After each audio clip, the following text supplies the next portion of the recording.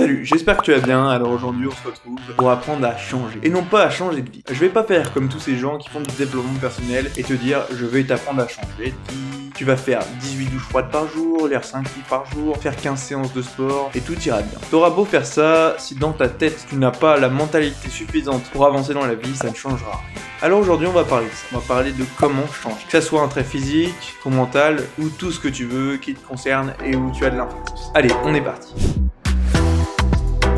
Pour changer, il faut déjà comprendre c'est quoi le changement. Le changement, c'est un chemin où tu chemines et tu avances lentement. Tu affrontes tes échecs et tu apprends de ces échecs. Où tu apprends des connaissances que tu tires, mais dans tous les cas, ça prend du temps. Que tu le veuilles ou non, plus tu en apprends sur un sujet, plus tu te rends compte que tu n'y connais rien. C'est bien bête, mais c'est comme ça. Alors, pour changer, il faut te dire que ça va prendre du temps. Tu ne vas pas devenir multimillionnaire du jour au lendemain, ou tu ne vas pas devenir musclé du jour au lendemain. Moi-même, je ne suis pas encore multimillionnaire, donc je vais pas te donner des conseils là-dessus, globalement. Donc, pour apprendre à changer, il faut que tu trouves ton pourquoi. Le pourquoi, qu'est-ce que c'est? Je vais simplement te poser une question, tu vas comprendre. Pourquoi tu te lèves le matin? Si tu arrives à répondre à cette question, c'est que tu connais ton pourquoi. Et si tu connais ton pourquoi, tu peux avancer dans la vie. Parce que tu sais pourquoi tu fais les choses. Tu sais pourquoi tu te lèves le matin, tu sais pourquoi tu ouvres ce livre, tu sais pourquoi tu travailles. Il est essentiel d'avoir un pourquoi pour que ses actions soient motivées, que son mental soit dirigé vers la réussite de ce pourquoi. C'est l'essentiel. Avant d'entreprendre un long changement, trouve ton pourquoi et ensuite avance et change.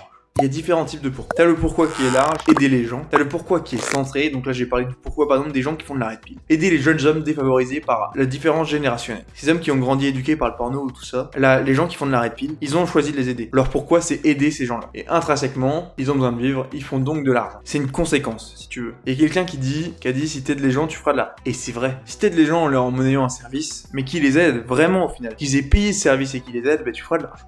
Et t'auras aidé des gens. La plus belle des aides, c'est de les aider gratuitement, mais rappelle-toi qu'on t'a quand même besoin de vivre un minimum. Et donc le pourquoi, quand il est centré et qu'il est bien précis, tu sais pourquoi tu te lèves et tu sais où tu vas. Et quand tu sais où tu vas, dans ta tête, c'est clair. Tu mets les actions en place pour y arriver. Maintenant que tu as ton pourquoi, il faut le transformer en vision. Dans le leadership, la vision, ça sert à motiver des hommes. Les faire travailler une équipe, si t'as pas de vision, c'est pas possible. Et il faut que tu crées ta propre vision à toi-même. En fait, tu peux te considérer comme une entreprise. Ça va te paraître bizarre ce que je te dis, mais tu es une entreprise. L'argent que tu génères, c'est un capital. Tu as forcément moins de contraintes qu'une entreprise, mais tu es une entreprise. Ton capital humain, ton capital de matière, c'est tout ce que t'achètes. Ton ordi, ton téléphone. Ce que tu peux monnayer, c'est tes services toi-même. Considère-toi comme une entreprise et avance. Si tu te dis que chaque chose que tu fais, c'est comme une entreprise, tu génères de la valeur, tu percevras ce que tu fais différemment. Et tu mettras les actions en place différemment. Parce qu'une logique entrepreneuriale est différente d'une logique de vie. Tu mets à part les sentiments et tu te concentres vers l'essentiel, le productif, qui va produire de l'effet. Et quand tu as besoin de changer, tu dois produire de l'effet. Et ensuite, en dernier, place au sentimental. Donc cette logique, elle est faite pour te faire aller droit au but. Et donc, maintenant, on va reparler de la vision. La vision que tu dois mettre en place, c'est vers où tu vas, ce que tu veux accomplir et comment tu comptes l'accomplir. Pas pourquoi. La vision, c'est ça. Quelles sont les choses que tu vas mettre en place? Par exemple, une vision d'équipe, ce serait comportez-vous comme vous êtes, soyez authentique, soyez productif, sentez-vous bien. Si vous vous sentez bien, vous travaillerez efficacement. Ça, c'est une vision. C'est une vision de leadership. Faire que tes salariés se sentent à l'aise pour qu'ils soient productifs. C'est une vision. Tu combines ta vision et ton pourquoi et tu obtiens la chose pour laquelle tu vas changer. Aider les gens, la vision comment? Faire des vidéos, faire du partage, faire des conférences, coacher des gens dans la rue. Là, je te parle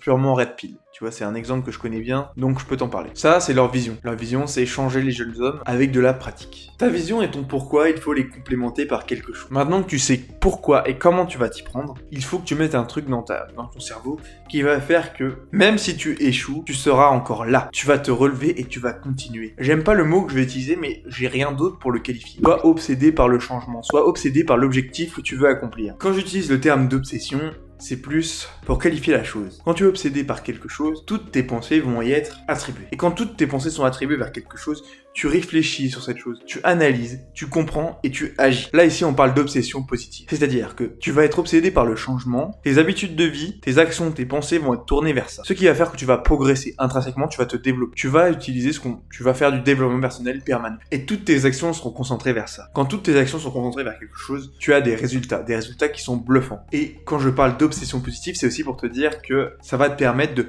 même quand tu échoues quelque chose parce que tu vas échouer, tu seras prêt à repartir. Mais tu ne repartiras pas 2-3 jours après. Tu repartiras directement après parce que quand tu vas échouer, au lieu de te lamenter bêtement, tu vas te dire mais pourquoi j'ai fait ça? À quoi ça sert? J'ai perdu du temps. Ça sert à rien. Faut que je me remette au travail. Au lieu de te dire je suis nul, tu vas dire faut que je me remette au travail, je perds du temps là. C'est ça la mentalité qu'il faut avoir. Et cette mentalité, on parle de mentalité de croissance. La mentalité de croissance, c'est une mentalité qui te permet de te développer à chaque instant. Si tu te développes à chaque instant, tout va bien. Parce que même quand tu échoues, tu es dans le développement, dans l'analyse. Tu te dis là j'ai fait ça n'a pas marché, j'ai échoué, j'ai pas réussi à tenir ce que j'avais dit, mais c'est pas grave. Je reprends maintenant, je réessaye et je réussis. Voilà la mentalité qu'il faut avoir, une mentalité de croissance. Et pour avoir une mentalité de croissance, il faut avoir de la résilience. Et la résilience, c'est quoi? C'est accepter d'avoir fait une action, dire ok, j'ai fauté, j'ai échoué, très bien, c'est pas grave, je me relève et je repars. Si tu n'as pas réussi à tenir une promesse que tu t'es fait à toi-même, tu t'es blessé toi-même. Alors, accepte de ne pas avoir réussi,